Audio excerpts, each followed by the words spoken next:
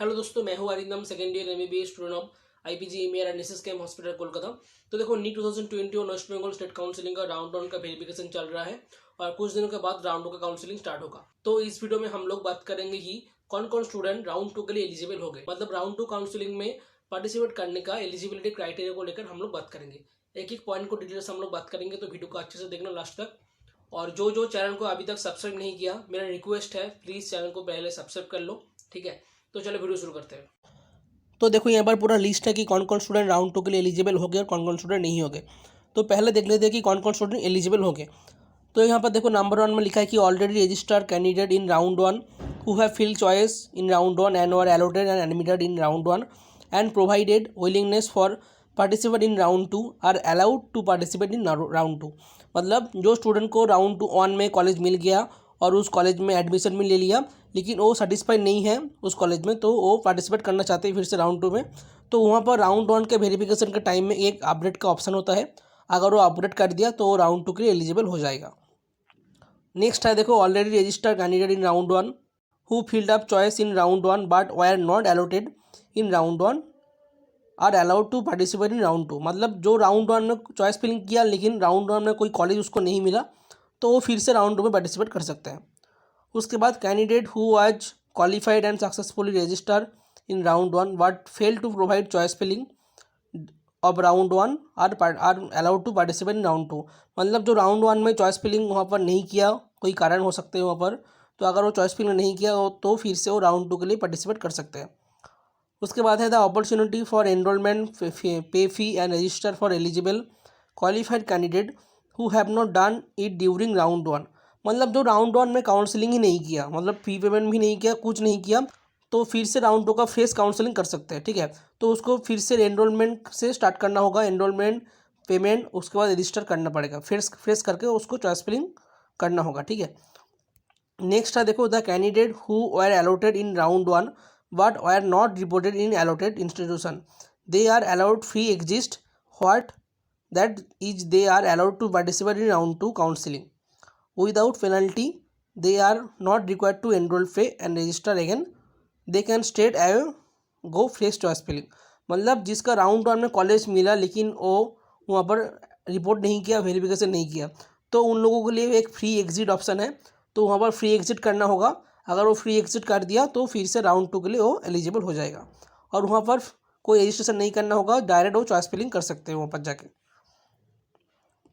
Next है, देखो, the candidate whose allotted seats are cancelled in round 1 due to inadequate documents but still remain eligible for subsequent round with change candidature are allowed in round 2 counselling for choice filling state आए with change candidature status. मतलब अगर वहाँ पर round 1 में उसका documents कोई वहाँ पर गलत था, अगर उसका कास्ट सर्टिफिकेट ठीक से वेरीफाई नहीं हुआ, तो उसका राउंड 1 का जो कॉलेज वो कैंसिल हो जाएगा। वो फिर से जो न्यू उसका स्टेटस होगा, कैंडिडेट स्टेटस होगा, उस स्टेटस को लेकर वो फिर से राउंड 2 में पार्टिसिपेट कर सकता है। तो ये हो गया कि कौन कौन स्टूडेंट राउंड 2 के लिए एलिजिबल हो गए।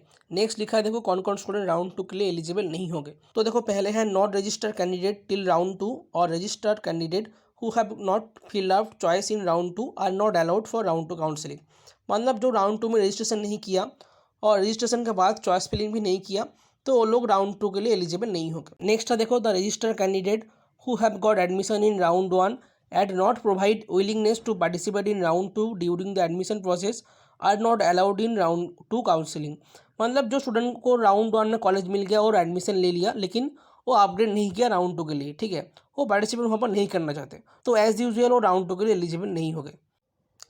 नेक्स्ट है, देखो, the candidates who have surrender seats after admission in round 1 are not allowed to participate in round 2 counselling. मतलब जो राउंड 1 में एडमिशन के बाद उस सीट्स को छोड़ दिया, सरेंडर कर दिया, तो उन लोग फिर से राउंड 2 के लिए एलिजिबल नहीं हो गए। नेक्स्ट है, देखो, the candidate who have admitted और joined the allotted seat in round 2 and further rounds of counselling will not be allowed to resign और surrender and also be ineligible to take part in further rounds. मतलब अगर जो student को round 2 में अगर उसको college मिल गया और अगर वो कॉलेज में एडमिशन ले लिया, तो उस सीट्स को फिर से नहीं छोड़ सकते, ठीक है। जैसे कि राउंड 1 में कॉलेज मिलने के बाद भी अपडेट कर सकता है, लेकिन राउंड 2 में अगर वो कॉलेज में एडमिशन ले लिया तो एडमिशन के बाद वो फिर से अपग्रेड नहीं कर सकते। अगर राउंड 2 में कोई कॉलेज मिल गया तो उस कॉलेज को वो लेना होगा, ठीक है। बाद में वो फिर से अपग्रेड नहीं कर सकते हैं।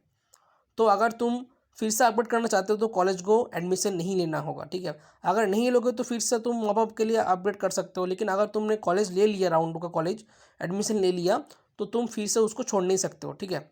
और नेक्स्ट राउंड के लिए तुम एलिजिबल नहीं होगे। नेक्स्ट देखो, the candidate who allotted seats are cancelled in round 1 due to failure in submission of essential documents. जैसे कि देखो, domicile, a certificate, 12 marksheet cut off criteria, medical fitness certificate. तो ए वाला डॉक्यूमेंट्स अगर वहाँ पर वेरीफाई नहीं हुआ तो तुम फिर से राउंड 2 के लिए एलिजिबल नहीं होगे, ठीक है।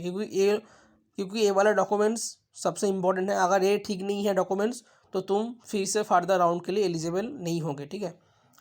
नेक्स्ट देखो, the willingness for participant in subsequent round shall not be available during round 2 admission और during any further rounds for admission process. देखो, जैसे कि राउंड 1 में विलिंगनेस ऑप्शन था, मतलब अपग्रेडेशन का ऑप्शन था, लेकिन राउंड 2 में अपग्रेडेशन का ऑप्शन नहीं रहेगा। राउंड 2 में अगर कोई कॉलेज में तुम एडमिशन ले लिया तो वो कॉलेज को लेना होगा, बाद में उसको अपग्रेड करने का ऑप्शन वहाँ पर नहीं है। तो ये है राउंड 2 काउंसलिंग में पार्टिसिपेट करने के एलिजिबिलिटी क्राइटेरिया।